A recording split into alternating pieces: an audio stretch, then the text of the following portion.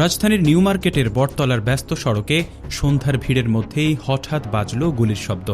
মুহূর্তেই মাটিতে লুটিয়ে পড়েন একসময়ের শীর্ষ সন্ত্রাসী খন্দকার নাঈম আহমেদ টিটন। আতঙ্ক ছড়িয়ে পড়ে চারপাশে, আর কয়েক মিনিটের মধ্যেই শেষ হয়ে যায় অপরাধ জগতের আলোচিত এক অধ্যায়ের জীবন। পুলিশ ও প্রত্যক্ষদর্শীরা জানান, মঙ্গলবার রাত প্রায় ৮টার দিকে ঢাকা বিশ্ববিদ্যালয়ের শাহ নেওয়াজ ছাত্রাবাসের সামনে মোটর সাইকেলে করে আসা দুজন দুর্বৃত্ত খুব কাছ থেকে টিটনকে লক্ষ্য করে অন্তত ৫ থেকে ৬ রাউন্ড গুলি চালায়। মাথা ও শরীরের বিভিন্ন স্থানে গুলিবিদ্ধ হয়ে তিনি ঘটনাস্থলেই লুটিয়ে পড়েন। পরে ঢাকা মেডিকেল কলেজ হাসপাতালে নেওয়া হলে চিকিৎসক তাকে মৃত ঘোষণা করেন। পালিয়ে যাওয়ার সময় হামলাকারীরা আতঙ্ক সৃষ্টির জন্য ফাঁকা গুলিও ছোড়ে। আইনশৃঙ্খলা বাহিনীর সংশ্লিষ্ট সূত্র জানায়, এই হত্যাকাণ্ডের পেছনে আন্ডারওয়ার্ল্ডের পুরনো দ্বন্দ্বই প্রধান কারণ হিসেবে উঠে আসছে। বিশেষ করে টিটনের ভগ্নিপতি ও আরেক শীর্ষ সন্ত্রাসী সানজিদুল ইসলাম ইমন ওরফে ক্যাপ্টেন ইমনের সঙ্গে দীর্ঘদিনের রক্তক্ষয়ী বিরোধের জেরেই এই হত্যাকাণ্ড ঘটতে পারে বলে ধারণা করা হচ্ছে। সূত্র আরও জানায়, ইমনের ঘনিষ্ঠ সহযোগী তপন সানি এই হামলায় নেতৃত্ব দিয়ে থাকতে পারে। নিহত টিটন ২০০১ সালে সরকার ঘোষিত ২৩ শীর্ষ সন্ত্রাসীর তালিকায় ২ নম্বরে ছিলেন।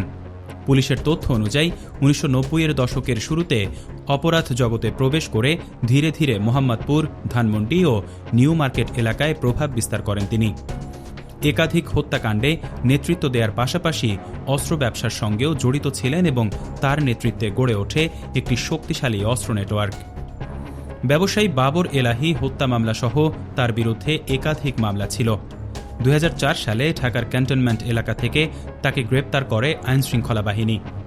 দীর্ঘ বিচারিক প্রক্রিয়া শেষে ২০১৪ সালে চাঞ্চল্যকর বাবর এলাহি হত্যা মামলায় তাকে মৃত্যুদণ্ড দেন আদালত। এরপর দীর্ঘদিন কাশিমপুর হাই সিকিউরিটি কারাগারের ফাঁসির সেলে বন্দী ছিলেন তিনি। ২০২৪ সালের ১৩ আগস্ট জামিনে মুক্তি পাওয়ার পর থেকেই আত্মগোপনে চলে যান টিটন।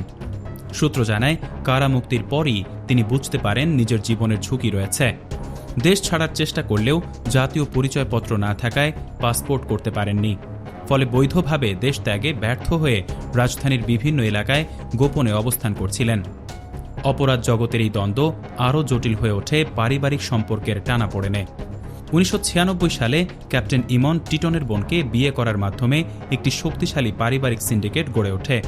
তবে পরবর্তীতে আধিপত্য বিস্তারকে কেন্দ্র করে সেই সম্পর্ক রূপ নেয় চরম শত্রুতায়।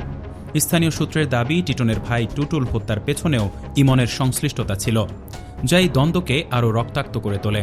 এর আগে গত বছরের ১০ নভেম্বর পুরান ঢাকার ন্যাশনাল মেডিকেল কলেজের সামনে প্রকাশ্যে গুলি করে হত্যা করা হয় আরেক তালিকাভুক্ত শীর্ষ সন্ত্রাসী তারিক সাইফ মামুনকে।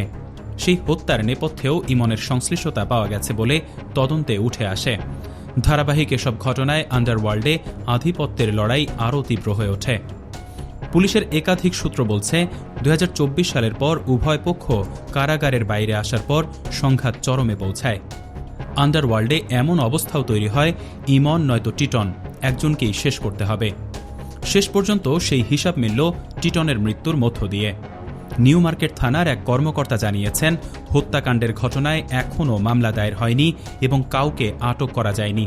তবে জড়িতদের শনাক্তে কাজ চলছে এবং আশপাশের সিসিটিভি ফুটেজ সংগ্রহ করে বিশ্লেষণ করা হচ্ছে। একসময় রাজধানীর অপরাধ জগৎ নিয়ন্ত্রণ করা টিটনের জীবন শেষ হল প্রকাশ্য সড়কে গুলির মুখে। তবে তার হত্যাকাণ্ড নতুন করে প্রশ্ন তুলেছে, আন্ডারওয়ার্ল্ডের এই রক্তাক্ত দ্বন্দ্ব কোথায় গিয়ে থামবে? ডেস্ক নিউজ, অগ্রযাত্রা প্রতিদিন।